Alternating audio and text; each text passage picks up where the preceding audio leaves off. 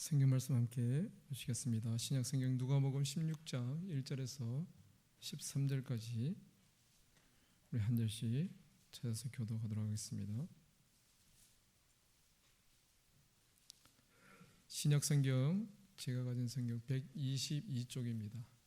누가복음 16장 1절에서 13절 말씀까지 한 절씩 교독하시겠습니다.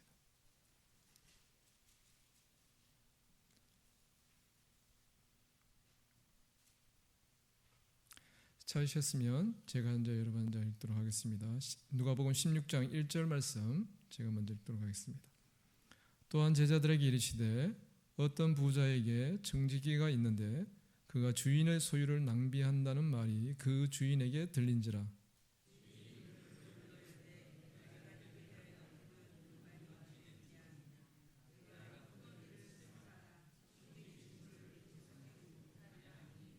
청지기가 속으로 이르되 주인이 내 직분을 빼앗으니 내가 무엇을 할까? 땅을 파자니 힘이 없고 빌어먹자니 부끄럽구나.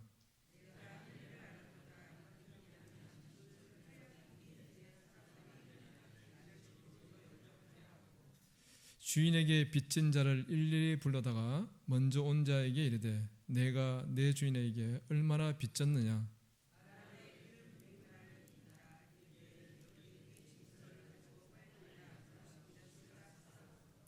또 다른 이에게 이르되 너는 얼마나 빚졌느냐? 이르되 밀백석이니이다. 이르되 여기 내 증서를 가지고 80이라 쓰라 하였는지라.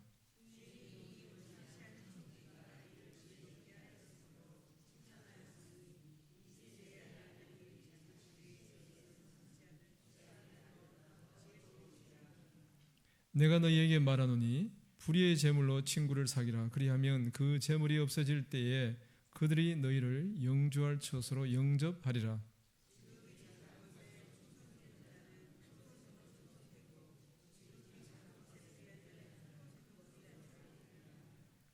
너희가 만일 불의한 재물에도 충성하지 아니하면 누가 참된 것으로 너희에게 맡기겠느냐?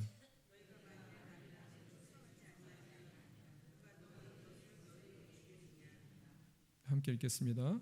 집 하인이 두 주인을 섬길 수 없나니 혹 이를 미워하고 저를 사랑하거나 혹 이를 중히 여기고 저를 경히 여길 것임이니라. 너희는 하나님과 재물을 겸하여 섬길 수 없느니라. 아멘. 3월이 봄의 계절이죠. 봄이 시작되는 3월입니다. 근데 이번 주부터 다시 추워진다고 합니다. 그래서 갑자기 영하권까지 내려가고 눈이 오는 것도 있다고 하니까 갑자기 조금 긴장되는 그런 주가 시작되는 것 같습니다. 중고등부에서 이렇게 얘기하니까 아무런 반응이 없고 전부 땅만 쳐다보고 있어서 제가 좀 많이 긴장했었는데 우리 어르신들, 우리 성도님들 봄이긴 하지만 엊그제까지만 해도 너무 따뜻해서 제가 이제 중고등부 설교 준비하면서 따뜻한 봄 이렇게 얘기를 시작하려고 했더니 갑자기 비가 오고 눈이 온다고 하니까 원고를 바꿔서 얘기를 하게 됐는데 봄이긴 합니다만 그래도 환절기니까 특별히 건강히 유의하셨으면 좋겠습니다. 아멘. 요즘 보면은 그 서점에서 가장 잘 나가는 책들이 주로 어떤 책이냐면 자기 개발에 관한 책들, 또 성공하는 인생이란 어떤 것인가 이런 종류의 책들이 잘 나가는 것 같습니다. 사람들이 또 요즘 뭐 이렇게 투자에 대한 대박나는 인생에 대한 그런 꿈들을 가지고 그러한 종류의 책들을 많이 찾기도 하는 것 같습니다. 그런 것들 보면 사람들이 각자 자기 자신에게 주어진 삶에 대한 욕망을 추구하고 그것을 이루고자 소망하는 그런 사람들의 형태들을 우리 보게 되는 것이죠. 그것이 반영된 것이 그런 책들이 아닌가 생각하게 됩니다.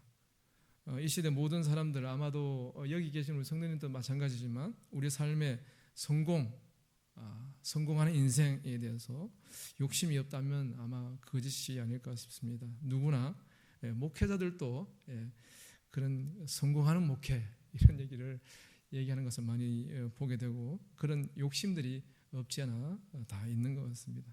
이게 우리의 모습일 수 있는데 이러한 인생의 성공을 위한 강렬한 열망으로 그 열풍이 일어나는 그런 시대에 그런 상황들을 우리가 보게 되는 것이죠. 어찌 보면 지금 이 대한민국에 있는 정치적 상황도 이런 것의 반영이 아닌가 싶습니다. 어찌 됐든 내가 성공하는 인생이 되고 싶은 인간의 욕망이 이런 상황들을 만들어내는 것 같기도 합니다. 한 사람의 인생에 있어서 그가 추구하는 것에 대한 열망이 어떻게 그 사람을 휩쓸어 가는가 하는 것들을 우리는 간혹 보게 됩니다. 속된 말로 사람들이 어디 꽂힌다 이런 표현을 많이 쓰죠. 그렇게 될 때 그 사람이 그것에 몰두하고 집중해서 자기의 전 인생을 거기다 쏟아붓고 누구도 말릴 수 없는 길로 달려가는 그런 형태들을 우리는 간혹 보게 되는 것이죠. 오늘 특별히 이런 어떤 시대적인 배경이나 사람들의 성향들을 생각하면서 오늘 한 인물을 살펴보려고 합니다. 이런 단어들 여러분 어떻게 생각하실지 모르겠습니다. 영악하다 이런 말, 영악하다. 영악하다는 말을 어릴 때는 사실 이런 얘기가 좋은 얘기인가 이렇게 조금 아리까리한 생각이 들었는데 사실 좀 별로 그렇게 기분 좋은 얘기는 아닙니다, 그죠? 영악하다.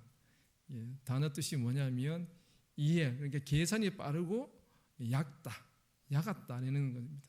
그리고 여기서 또 야같다가 나오니까 야가 빠졌다 이 단어를 찾아보니까 자신에게만 이롭게 몹시 꾀를 부린다 그런 의미가 있습니다. 그러니까 이게 영악하거나 야가 빠진 사람 우리 생각하면 괘씸하죠.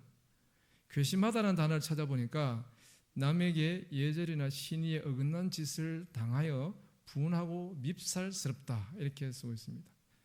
그래서 밉살스럽다가 나왔길래 또 한번 찾아봤습니다. 밉살스럽다 찾아보니까 사람 보기에 말이나 행동이 남에게 몹시 미움을 받을 만한 데가 있다.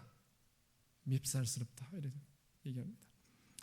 이런 영악하다, 야가 빠졌다, 괘씸하다, 밉살스럽다 이런 단어들을 쭉 열거하거나 읽기만 해도 열받고 화가 나고 짜증이 나죠. 그러니까 흔히 우리가 자주 쓰는 단어 중에 괘씸죄라는 말이 있습니다. 그런 사람이 이 단어에 해당하는 사람이 아닌가 싶은데 오늘 본문에서 예수님께서는 바로 이 사람을 비유로 말씀하고 있습니다. 오늘 우리가 읽은 이 16장 1절부터 13절 말씀에 보면 이 영악하고 야가 빠졌고 괘씸하고 밉살스러운 한 인물을 예수님께서 비유로 말씀하십니다. 오늘 본문에는 어떤 부자에게 청지기가 있다고 얘기합니다. 그런데 이 청지기가 바로 이 인물입니다. 영악하고 야가 빠졌고 괘씸하고 밉살스러운 인물입니다. 그 사람은 부자의 청지기로 있기 때문에 부자의 그 재산을 관리하는 거죠. 그런데 그 주인의 것을 이 사람이 소유를 낭비한다는 말이 주인에게 들렸다고 1절은 말합니다. 그러니까 주인의 재산을 마치 자기 것인 것처럼 이게 마구잡이로 허비해 써버리는 것이죠. 그러니 주인이 당연히 그 얘기를 들으니까 기분이 어떻겠습니까? 내 건데 내 종이 임의로 마구 쓴다고? 그러면 잘한다고 격려할 주인은 아무도 없겠죠. 그러니 당연히 주인은 그 사람을 불러서 이 말을 듣고 이게 도대체 어떻게 된 거냐? 그러니 이제부터 너는 이제 끝났다. 오늘로 끝. 너는 이제 그 청지기 일을 더 이상 하지 못하리라고 그를 잘라버립니다. 그래서 이 사람이 그 부자의 청지기직에서 잘리게 되었습니다. 이제 이 사람은 갑자기 한순간 실직자가 되었습니다. 3절에 보면 청지기가 속으로 이르되 주인이 내 직분을 빼앗으니 내가 무엇을 할까? 땅을 파자니 힘이 없고 빌어먹자니 부끄럽구나. 이렇게 표현하고 있는 것을 보게 됩니다. 그래도 나쁜 짓을 하긴 했지만 이 사람에게 직업이라고 있는 것이 부자의 청지기로 지내는 것이 그의 직업입니다. 한순간에 실업자가 되었습니다. 그런데 이 사람은 불의한 사람이죠. 영악하고 야가 빠졌고 괘씸하고 밉살스러운 사람이라 스스로 생각하는 것 보면 좀 별로 이쁘지 않습니다. 속으로 뭐라고 얘기하냐면은 주인이 내 직분을 빼앗았다고 얘기합니다. 당연하죠. 그 자리를 뺏기는 게 그렇게 행동하고 주인에게 그 자리를 보존할 수 있다는 것은 불가능한데 주인이 자기 자리를 빼앗았다고 얘기합니다. 자기가 잘못해서 쫓겨나면서도 이렇게 생각하는 것이죠. 그러면서 이 사람이 생각하는 게 땅을 파자니 힘이 없고 빌어먹자니 부끄럽다. 아무것도 하기 싫다는 거죠, 사실은. 힘이 없고 부끄러운 거는 뭐 감당할 수 있겠지만 그걸 할 생각이 없다는 겁니다. 이것도 싫고 저것도 싫고. 그러다 보니까 이 사람은 자기만의 방법을 생각하는 것이죠. 그게 4절에 나오는 것처럼 내가 할 일을 알았다, 그렇게 말하면서 자기 방법을 생각합니다. 이 사람이 이 청지기가 가지고 있는 모습을 보면 두 가지가 있는데, 첫째는 뭐냐면 자기를 너무 잘 아는 것 같아요. 부자에게 어찌 보면 빌붙어서 부자의 재산을 가지고 자기 소유인 것처럼 그렇게 살다가 보니까 이 사람은 자기 스스로 뭘 할 수 있지를 못합니다. 그래서 무언가에 기대어서 머리를 써서 꾀를 내서 살아가는 사람이었습니다. 그러다 보니 자기가 어떤 존재인지를 자기 자신을 직시하는 그런 것이 있습니다. 물론 이 사람이 나쁜 사람이긴 하지만 자기 자신이 어떤 존재라는 것을 잘 깨닫고 거기에 대해서 정확하게 인식하고 있는 것을 보게 되는 것이죠. 그리고 그 사람은 자기 자신을 그렇게 인식할 뿐만 아니라 내가 이 상황 속에서 어떻게 행동해야 될까에 대한 인식도 잽싸게 나오는 것이죠. 그게 이제 4절에 말하는 것처럼 내가 이제 알았다.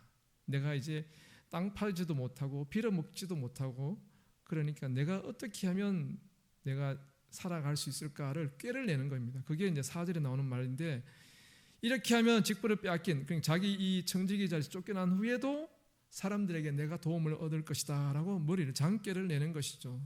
그러니까 이제 다른 사람들과 관계 안에서 내가 어떻게 살아갈 것인가에 대한 어떤 영악한 처세술을 가지고 있는 것을 보게 됩니다. 어떻게 하는 것이, 어떻게 행동하는 것이 자신에게 유익한지를 그 사람은 바로 알고 있는 것이죠. 그래서 내가 어떻게 해야 살아남을 수 있을지를 빨리 생각하고 그 행동에 옮기게 됩니다. 이 사람의 생각은 도덕적으로, 윤리적으로 옳으냐 그르냐의 기준은 전혀 존재하지 않습니다. 가장 중요한 것은 내가 살아남는 겁니다. 어찌하든지 내가 살아남는 것이 최고다. 일단 살고 봐야 하지 않나, 이렇게 생각하는 것이죠. 일반 인생들이 삶을 살아가는 과정 속에서 일반적으로 우리가 갖게 되는 이기적이기도 하고 본능적이기도 하는 자기 보호, 생존의 방식을 이 사람은 생각해낸 것입니다. 타인과의 관계를 오직 자기 자신의 생존을 위한 것에 포인트를 두고 이 일을 진행하는 것입니다. 그리고 내가 살 수만 있다면, 내가 살아남을 수만 있다면 주인의 재산마저도 도구로 쓰려고 하는 것이 이 사람의 생각인 것이죠. 그것이 바로 16장 5절부터 나오는 말씀입니다. 뭐냐면 주인에게 빚진 사람입니다. 자기에게 빚진 것이 아니고 그는 청지기였으니까 그 주인에게 빚진 사람들을 다 불러 옵니다. 한 명 한 명씩 다 불러 모아서 네가 우리 주인에게 빚진 것이 얼마냐, 그 빚진 내용을 확인합니다. 그리고 그 모든 빚진 내용에 대해서 자기가 임의로 탕감을 해줍니다. 주인이 아닌데, 자기가 주인이 아님에도 불구하고 주인의 재산을 이용해서 사람들과의 관계를 자기에게 유리하도록 이끌어갑니다. 그래서 오늘 본문 말씀에 보면 일일이 불러다가 얼마나 빚졌나 묻는데 기름 100마를 빚진 사람에게는 어떻게 합니까? 50으로 깎아줍니다. 절반을 깎아주는 거죠. 임의로, 자기 뜻대로. 그 다음에 또 다른 사람은요, 밀 100석을 빚졌는데 임의로 80이라고 쓰라고 자기가 임의로 삭감을 해 줘버립니다. 이렇게 이 일을 진행하니까 주인 모르게 하는 거지 않습니까? 불의한 일이죠. 악한 죄를 짓는 겁니다. 그런데 이 사람의 이렇게 하는 행동, 모든 것들은 주인의 재산을 가지고 자기가 이용해서 자기의 생존을 위한 살 길을 만드는 그런 방법인 것입니다. 주인에게는 아무런 도움이 되지 않고 오히려 주인에게 피해를 끼치면서 자기가 유익을 얻고 또 자기를 통해서 다른 모든 빚진 사람들에게 은혜를 자기가 베푸는 것이죠. 주인은 내용을 전혀 모릅니다. 악한 종이 악한 방법으로 자기의 생존만을 위한 길을 만들고 있는 것입니다. 여기에 동원된 것은 거짓과 속임수입니다. 이것은 죄악이죠. 악한 것입니다. 근데 주인은 이 빚진 자에 대해서 뭐라고 얘기하는가 보면 오늘 16장 7절 8절 말씀에 주인이 이렇게 얘기합니다. 주인이 이 옳지 않은 청지기가 이 일을 지혜롭게 하였으므로 칭찬하였으니라고 말합니다. 이 사람이 악한 방법으로 죄를 범한 것이죠. 윤리나 도덕이나 법으로 따지면 이 사람은 범법자입니다. 근데 주인은 이 옳지 않은 그 청지기가 착하다 선하다 그런 것이 아닙니다. 그 사람은 원래 나쁘고 나쁜 사람이고 생각부터 모든 행동이 이기적인 욕망을 위해서 자기 자신의 모든 것들을 주변 사람들에게 그것까지 끌고 와서 자기만을 위해서 쓰는 사람입니다. 그러니까 철저하게 나쁜 사람이죠. 그런데 그 종을 향하여서 주인이 뭐라고 평가하는가 하면 이 사람이 지혜 있게 일을 했다라고 얘기합니다. 이게 무슨 말인가요? 악한 일을 한 사람을 지혜 있게 일했다고 평가한다면 그러면 이 사람에게 대해서 이 사람의 행동에 대해서 이 주인이 옹호하는가? 그것이 옳다고 인정해 주는 것인가? 불의한 일인데 분명히 악하다고 지적해야 될 터인데 옳지 않은 것에 대해서 그것이 지혜 있는 일이다, 지혜로운 일이다 그렇게 칭찬했다고 얘기하고 있는 것을 보게 됩니다. 그러면서 8절 후반부에 이 세대의 아들들이 자기 시대에 있어서는 빛의 아들들보다 더 지혜롭다라고 주님은 그 모인 무리들에게 얘기하고 있는 것을 보게 됩니다. 이게 무슨 의미로 우리에게 다가옵니까? 악한 것을 악한 것이라고 말하지 않고 오히려 그 악한 것을 지혜롭게 행동했다, 잘했다라고 칭찬하는 것이죠. 선뜻 이해가 되지 않는 말씀입니다. 분명 법적으로 문제가 되고 주인이 이 일에 대해서 분노하고 그 종을 징계하고 옥에 잡아 넣어야만 이게 옳은 것이죠. 정의로운 것이죠. 그런데 주인은 그 종의 행동에 대해서 행동 자체를 지혜로운 행동이다 그렇게 말하고 그를 칭찬하는 것입니다. 이 불의한 종의 지혜에 대해서 한번 생각해 보려고 합니다. 어찌 보면 세상 많은 사람들은 이러한 방식으로 살아가는 것이죠. 어찌되었든 내가 살아나는 방식, 내가 생존할 수만 있다면 물불을 안 가리고서라도 덤비려고 하는 것.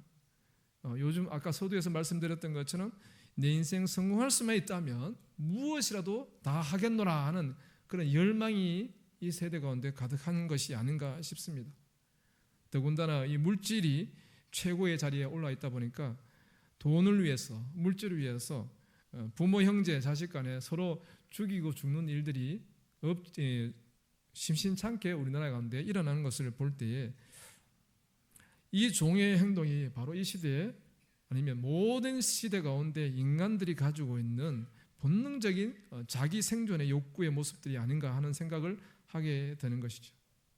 불의의 재물, 악한 재물을 동원해서 내가 살 수만 있다면 기꺼이 자기 양심을 팔아서라도 사람들이 뭐라고 비난할지라도 나는 그것을 선택해서 내가 살아나야겠다라고 그렇게 결정하고 행동하는 일들, 그것이 우리 주위에 있는 이 시대의 모습인 것입니다.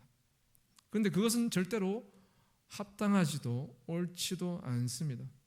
그러나 주님은 이 비유를 동원하시면서 이 비유를 끌고 오시면서 평가를 하십니다. 지혜롭다라고 얘기합니다. 여기서 지혜는 선하다 악하다 이 기준이 아닙니다. 그 사람의 생각이, 그 사람의 방식이 지혜롭다라고 말씀하고 있는 것을 보게 됩니다. 그러면서 8절 후반부에 이 세대의 아들들이 자기 시대에 있어서는 빛의 아들들보다 더 지혜롭다라고 말씀하고 있는 것을 보게 됩니다. 이러한 영악한 방법들을 모든 사람들이 다 함께 따라서 본받아라, 그런 의미는 결코 아닌 것이죠. 이 불의한 자가 가지고 있는 생각을 우리가 곰곰이 살펴보면 주님께서 그 생각이 지혜롭다라고 주인이 칭찬했다라고 평가했던 그 주님의 비유의 내용을 우리가 이해할 수 있게 될 것입니다. 불의한 자가 가지고 있는 생각은 뭐냐면 오로지 내가 살 수 있다면, 내가 살아남을 수만 있다면 나의 모든 것을 동원해서라도 그것이 비록 나를 쫓아내는, 나를 내쫓는 주인의 재산이라 할지라도 내가 그것이라도 동원해서 일단 살아남아야겠다, 여기에 몰입을 하는 것입니다. 선하다 악하다를 말하는 것이 아닙니다. 이 사람의 행동 방식을 말하는 것입니다. 나의 생존을 위해서 내가 할 수 있는 최선의 방법은 이것뿐이다.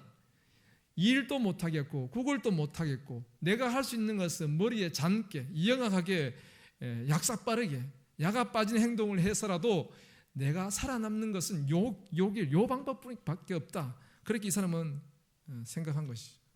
그래서 주인을 속이고 빚진 자들에게 자기가 은혜를 베풀면서 자기의 살 길을 생각해낸 것입니다. 분명 악한 일이고 죄입니다. 그러나 주님이 말씀하신 것처럼 그 사람이 악하냐 선하냐의 기준은 그 관점으로 바라보시는 것이 아니고 그가 왜 그렇게 열심으로 거기에 몰입하고 있는가 하는 것이죠. 자기가 살 수 있다면 그것이 최선이기 때문에 그는 그것에 최선을 다해 자기의 모든 지혜를 동원해서 그 방법을 진행하고 있는 것입니다. 육체의 삶을 사는 인생이 영악한 꾀를 가지고 살아갑니다. 불의의 재물을 동원해서라도 나의 생존, 유익을 위한 길을 꾸미고 진행하는 것. 악한 종 죄인들이 자신들의 생존과 번성함을 위해서 온갖 수단과 방법을 다 동원하는 불의한 이 시대의 모습들. 악한 일이고 악한 죄인이긴 하지만 그들의 삶과 개인적 욕망을 위해서 자신이 동원할 수 있는 모든 수단과 방법을 또 그 지혜를 다 동원해서 자신이 추구하고 계획한 것을 이루고자 하는 그 행동, 그것이 바로 이 악한 종의 모습입니다. 이 시대의 사람들은, 이 세대의 사람들은, 이 세대의 아들들은 이러한 행동을 통해서 악하지만 그들의 지혜를 총동원해서 그 악한 것을 위해서 쓰는 것입니다. 이 세대의 아들들이 이렇게 살아가고 있습니다. 그런데 정작 빛의 아들들은 그들보다 지혜롭지 못하다고 주님은 평가하시는 것입니다. 빛의 아들들에 대한 주님의 말씀을 한번 보면 불의의 제물로서 악하고 이기적인 욕망을 위해서 자기의 모든 방법을 동원하고 지혜를 총동원하는 이 악한 종, 그는 그것을 위해서 자기의 모든 것을 집중하고 행하고 있지만 정작 빛의 자녀들이라고 말하는 우리의 모습은, 빛의 아들들인 우리의 모습은 이들의 지혜로움과 비교했을 때 어떠한가 하는 것을 주님은 말씀하고자 하시는 것이죠. 이 악한 종은 정의롭거나 의롭거나 선하거나 하나님이 기쁨이 되는 것에 충성된 것은 아닙니다. 그렇지만 그의 모든 지혜를 동원해서 악한 것에 충성됩니다. 자기의 생존이라는 불의한 일에 충성된 겁니다. 그래서 그것을 위해서 모든 것을 쏟아붓는 것이죠. 그런데 우리 빛의 아들들이라는 우리는, 하나님의 백성된 우리는 하나님의 뜻을 위해서, 하나님의 일을 위해서, 하나님 나라의 영광을 위해서 우리의 모든 지혜를 총동원하는 삶을 살고 있는가 하는 것이죠. 어떤 결과를 어떻게 이루었는가, 결과가 얼마나 되는가에 대한 양적인 비교나 성장에 대한 비교를 하고자 하는 게 아닙니다. 얼마나 이루었느냐, 성과가 얼마나 나타났느냐, 이걸 얘기하고자 하는 게 아니라 우리의 중심 속에, 마음의 중심 속에 가지고 있는 우리의 중심 자세가 이 악한 세대의 지혜에 비할 때 이 빛의 아들이라고 하는 우리들은 얼마나 그 일에, 하나님의 일에 충성되다 말할 수 있는가 하는 것이죠. 그가 쏟아부은 그 지혜의 모든 양과 비하면, 그 정성이나 내용, 깊이를 생각하면 우리는 그것을 비교할 바가 못 된다 하는 것입니다. 주님께서는 12절 말씀에 또 이렇게 얘기하십니다. 너희가 만일 남의 것에 충성하지 아니하면 누가 너희의 것을 너희에게 주겠느냐라고 이렇게 말씀하시는 것을 보게 됩니다. 10절과 11절, 12절이 다 이렇게 연속적으로 이어지고 있는 말씀인 것을 보게 되는데, 우리가 이 땅에서 살아가는 삶의 자세, 10절 말씀에 보면 작은 것에 충성된 자는 큰 것에 충성되는 것이 당연하고 작은 것에 불의한 자는 큰 것에도 불의하다고 얘기합니다. 불의한 재물도 충성하지 아니하면 누가 참된 것을 너희에게 맡기겠느냐라고 또 질문하십니다. 불의한 재물이라는 것은 이 땅 위에서 살아가는 것 가운데 우리에게 주어진 상황 속에서 우리가 하는 모든 일들, 하나님의 백성이긴 하지만 여전히 우리는 악한 세대 속에 살고 있습니다. 그런데 우리가 이 세상 속에서 우리에게 주어진 삶 속에 우리가 충성됨으로 행하지 않는다면 장차 우리에게 주어질 하나님 나라의 것에 대한 것들을 누가 장담할 수 있겠느냐라고 말씀하시는 것이죠. 이 땅에서의 우리의 삶에 대한 충성됨이 우리에게 나타나지 않으면 장차 정작 우리에게 것이라고 정해졌다고 믿는 하나님 나라의 것에 대한 것들이 우리에게 주어진다고 어떻게 장담할 수 있겠는가 하는 것입니다. 작은 것에 미미하고 아주 작고 보잘것없다고 여겨지는 이 땅에서 우리가 하는 모든 일들이라는 것은 사실 하나님 나라의 것에 비하면 아무것도 아닌 것이 될 수 있죠. 이 땅에서 우리가 살아가면서 행하는 모든 것들이 하나님 앞에서 충성되다고 인정되지 못한다면 장차 하나님 나라에서 우리에게 약속되어진 것들을 우리가 어떻게 받아 누릴 수 있다고 그렇게 당당하게 믿고 얘기할 수 있겠는가라는 그런 의미로 이해할 수 있습니다. 그래서 12절 말씀이 나오는 것처럼 너희가 남의 것에 충성되지 않으면 누가 너희의 것을 너희에게 주겠느냐라고 질문하시는 것이죠. 신자로서 우리의 삶을 하나님 앞에서 충성됨으로 행하고 충성됨으로 살아갈 때에 우리의 마음과 믿음의 진정성이 증명되고 나타나는 것입니다. 그 충성됨은 양이나 성과, 결과물을 얘기하는 것이 아닙니다. 우리의 중심을 물으시는 것이죠. 앞서서 악한 종이 행했던 자기의 생존이라는 그 결과를 향하여서 가지는 그 마음의 충성됨, 악한 일을 하는 데 있어서도 충성되다는 것이죠. 그 사람은 주님은 그 충성됨을 지적하시는 겁니다. 그의 태도를 말씀하는 겁니다. 자기가 살려고 저렇게 지혜를 동원하고 자기 생존을 위해서 저렇게 몰두하고 그것에 올인해서 충성됨으로 저렇게 달려가는 악한 자, 악한 일을 하는 데 있어서도 저렇게 충성되게 악하다는 겁니다. 그런데 우리는 빛의 아들들이라고 말하고 하나님의 백성이라고 말하는데 오히려 그들의 충성됨보다 못하여서는 안 된다고 주님은 비교해서 말씀하시는 겁니다. 너희는 어떠냐라고 질문하시는 것이죠.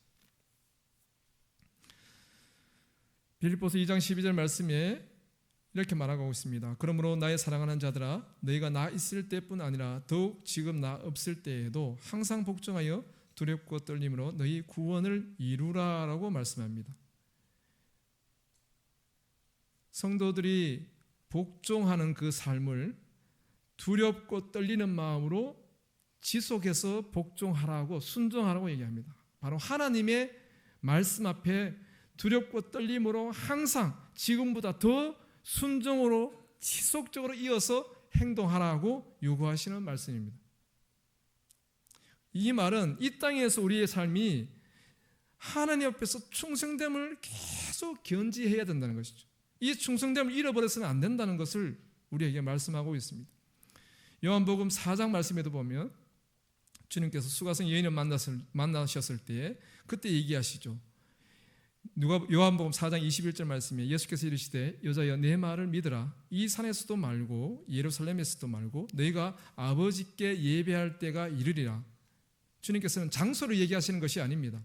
23절 24절 말씀에 아버지께 참되게 예배하는 자들은 영과 진리로 예배할 때가 오나니 곧 이때라. 아버지께서는 자기에게 이렇게 예배하는 자들을 찾으시느니라. 하나님은 영이시니 예배하는 자가 영과 진리로 예배할지니라. 장소의 문제가 아니고 너희의 중심이 뭐냐 하는 질문을 던지시는 겁니다. 영과 진리로 예배하는 것이 예배 자리에서의 우리의 자세일 수 있죠. 우리가 매일매일 삶을 살아가는 순간순간 그 속에서 꼭 이 예배당이라는 건물 안에서만 예배가 아니고 우리가 언제든지 어디서든지 예배 드릴 수 있지 않습니까? 그런데 그때 우리의 삶이 하나님 앞에서 영과 진리로 서는 그 예배자의 모습인가 하는 것을 우리에게 묻고 계시는 것입니다.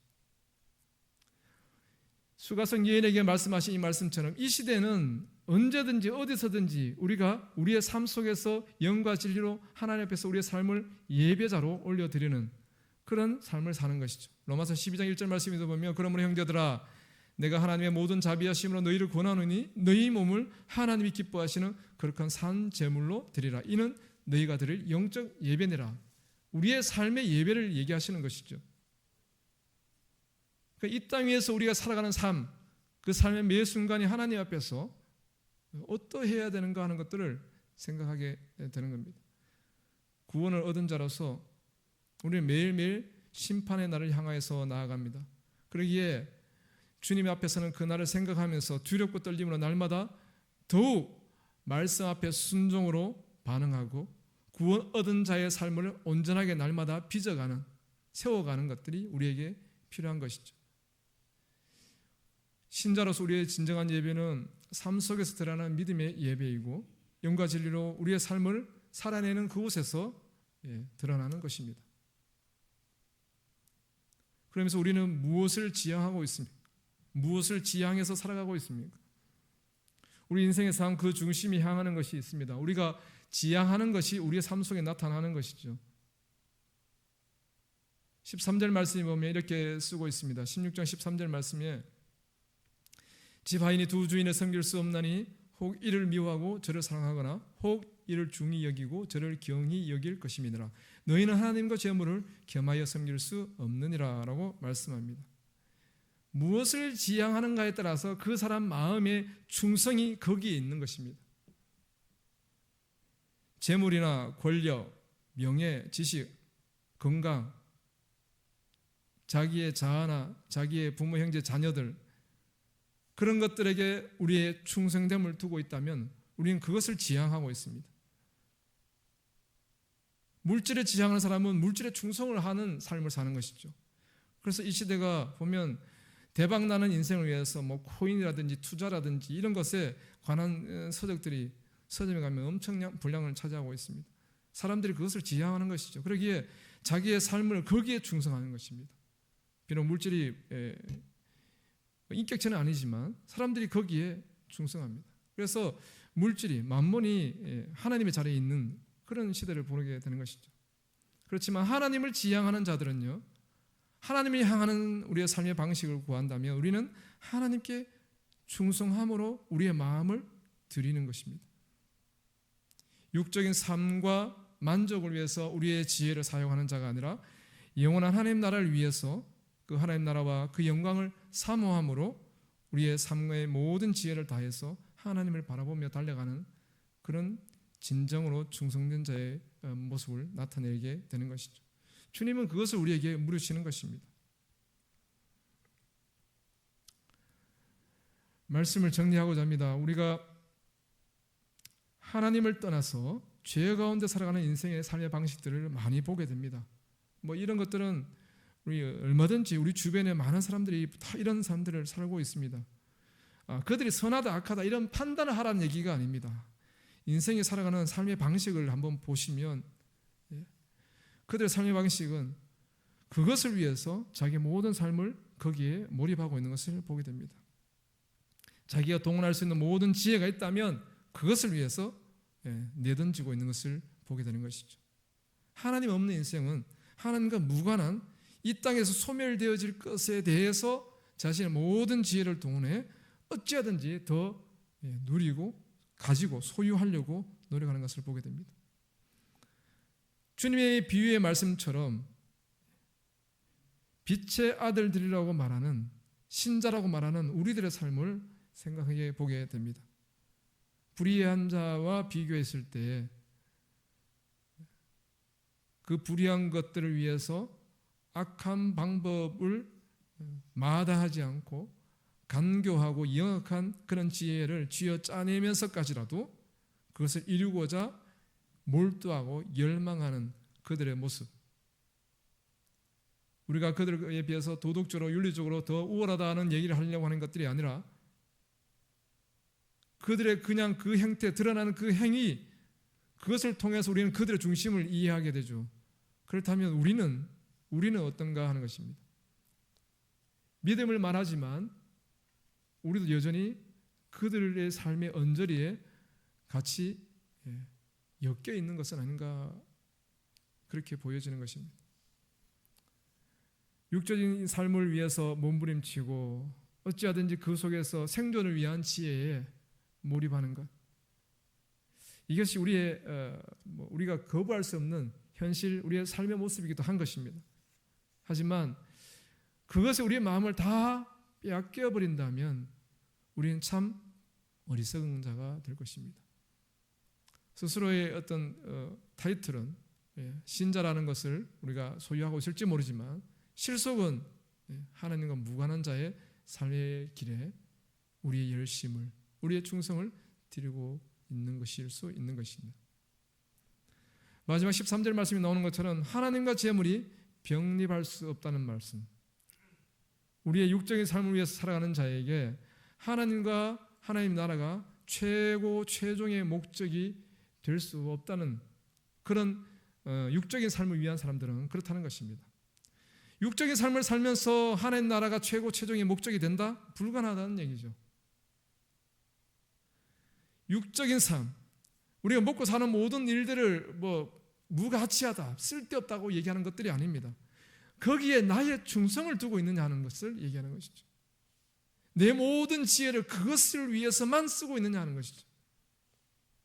하나님과 하나님 나라에 대한 소망은 그건 자연적으로 따라오는 것으로 생각하고 그냥 저절로 이루어지는 것으로 생각하면서 이 땅의 삶에 대해서는 그렇게 지혜를 다하지만 정작 하나님의 나라와 하나님의 뜻에 대해서는 우리의 지혜를 쏟아붓지 못하는 그런 모습은 아닌가 하는 것입니다. 하나님 위한 삶을 살아가는 자라면 세상의 육적인 삶이 우리에게 동시적으로 최종의 목적이 될 수도 없습니다. 하나님을 위한다고, 하나님을 위한 삶을 산다고 하나님 백성이라고 말한다면 이 땅의 삶이 우리에게 최종의 목적이 될 수 없다는 겁니다. 그러니까 이 두 가지가 세상에서의 최고의 삶이 아니라 하나님 나라에서의 최고의 삶을 우리가 원한다면 두 가지 다를 동시적으로 최고를 이루겠다는 것은 우리의 욕심일 수 있습니다. 성경에 나오는 부자들이 있습니다. 욥도 있고요, 아브라함도 있고요, 이삭도 있고요, 야곱도 부자입니다. 근데 그들이 부자가 되려고 추구한 사람들이 아닙니다. 하나님이 부어주신 부이지 그들이 부자가 되겠노라고 하나님 앞에 서약하고 인생을 헌신한 사람들이 아닙니다. 그들의 중심을, 충성됨을, 그들의 모든 지혜를 부자 되는 일에 쏟은 사람들이 아닙니다. 물론 야곱은 자기의 지혜를 쏟아냈지만 우리가 창세기 우리 강의를 계속 목사님을 통해서 듣지만 우리가 말씀을 들으면 들을수록 깨닫는 게 뭡니까? 그 말씀 속에서 그 방법으로는 부자가 될 수 없는 거예요. 사실은 불가능한 길이죠. 그런데 기적이 일어나는 겁니다. 하나님 허락하시는 것이죠. 그런데 우리는 이 충성됨을 헛된 것에 두면서 우리의 모습만 신자라는 것을 가지고 스스로 그곳에 만족하고 살고 있지는 않는가 하는 것이죠. 앞서서 악한 종이 자기의 생존을 위해서, 세상 속에서의 생존을 위해서, 세상 모든 사람들이 추구하는 자기의 생존, 삶의 안정을 위해서 자기의 모든 지혜를 쏟아부으면서 달려가는 그 지혜가 신자로서 하나님 나라를 소망하며 하나님의 뜻을 이루고 하나님 뜻 가운데 살아가기를 원한다고 결단하고 고백하는 우리에게 그 지혜의 모습, 그 지혜의 태도와 자세가 우리에게도 있느냐 하는 질문을 오늘 우리에게 던지고 계십니다. 하나님 나라 백성으로서 우리는 우리에게 주어진 그 영원한 생명과 기쁨을 위해 지금도 우리의 모든 전력을 다해서 지혜롭게 주의 백성으로서 살아가는 믿음의 삶이 되어야 될 것입니다. 하나님은 어쩌면 우리에게 묻고 계실지 모릅니다. 너의 관심과 열심, 너의 지혜가 집중되어 있는 곳이 어디냐? 우리의 관심과 열심이, 우리의 지혜가 오롯이 집중되어서 발휘되는 곳이 어디입니까? 그리고 우리의 모든 지혜를 다해서 추구하는 것이 무엇을 위해서, 누구를 위해서 그 지혜를 쏟아붓고 있는가 하는 것입니다. 이 땅 위에서의 삶, 그것을 위해서 우리의 모든 지혜를 쏟아붓고 있습니까? 왜? 무엇 때문에? 누구를 위해서? 그 대상이 재물인지 권세인지 명예인지 아니면 하나님인지 적당히 섞어서 누이 좋고 매부 좋고 좋고 좋은 게 뭐 좋은 거 아닙니까? 이런 것이 아니고 선명하게 우리의 중심을 분별하고 판단하고 깨닫는 지혜가 우리에게 있기를 원합니다. 그래야 이 악하고 악한 시대 가운데서 하나님의 백성다운 삶들을 하나님 앞에서 정말 우리의 중심에 충성됨으로 하나님 앞에 고백하고 그 고백을 통해서 우리의 삶으로 드러내는 우리의 삶의 수많은 증거를 통해서 하나님의 하나님 되심을 또한 이 땅 가운데 하나님을 알지 못하는 자들에게 말해줄 수 있는, 세상이 우리를 보고 이해할 수 없다 할지라도 우리의 삶 속에서 나타나는 하나님의 하나님 되심을 그들로 발견하고 고백하게 하는 그런 은혜의 통로가 우리의 삶이 되기를 또 한번 간절히 소망해 봅니다. 기도드리겠습니다. 사랑해 주님 감사합니다. 악한 시대 가운데 수많은 사람들은 그 자신의 모든 것을 다 던져서 그들의 삶을 위한 계획과 뜻을 이루고자 몰두합니다. 신자된 우리의 삶을 생각해 보게 됩니다. 하나님의 자녀라 하나님의 백성이라 말하면서 우리의 삶 속에서는 우리의 지혜의 방향은, 우리에게 드리는 모든 열심과 헌신의 방향은 하나님이십니까? 아니면 이 땅 가운데 있는 우리의 육신의 삶입니까? 날마다 하나님 앞에 겸손히 나아가 엎드려 하나님의 뜻을 구하며 우리의 현재 위치와 우리의 마음의 중심을 점검하고 하나님 앞에 합당한 신자됨의 모습으로 우리의 삶들을 하나님 앞에 올려드릴 수 있는 우리 모든 왕독의 성도님, 우리의 삶이 될 수 있도록 하나님 은혜 베풀어 주시옵소서. 감사드립니다.